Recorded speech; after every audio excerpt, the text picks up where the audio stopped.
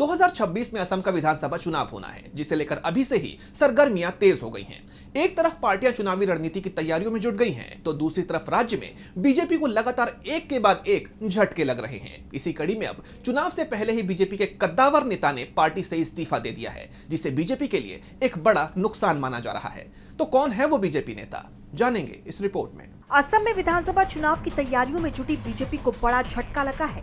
9 अक्टूबर को पार्टी के कद्दावर नेता और पूर्व केंद्रीय मंत्री राजेन गोहेन ने इस्तीफा दे दिया, जिसके बाद बीजेपी में भूचाल मचा हुआ है। लेकिन ये झटका बीजेपी के लिए कम नहीं है।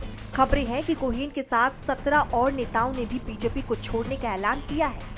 गोहेन ने कहा, हम इस पार्टी में उन लोगों के लिए शामिल नहीं हुए जो वर्तमान में सत्ता में हैं। हम अटल बिहारी वाजपेयी, लालकृष्ण आडवाणी, मुरली मनोहर जोशी और अन्य वरिष्ठ नेताओं से प्रेरित होकर आए थे।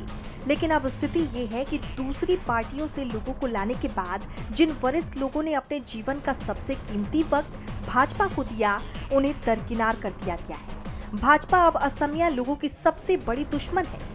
2023 में हुए परिसीमन के बाद अहोम जैसे स्वदेशी समुदायों का प्रभाव कम हो गया है।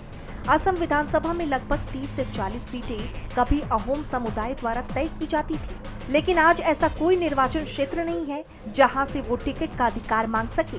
पूरा समुदाय बिखर गया है। गोहेन का इस्तीफा ऐसे वक्त पर हुआ जब मुख्यमंत्री हिमंता बिस्वा शर्मा चुनावी मोड में है।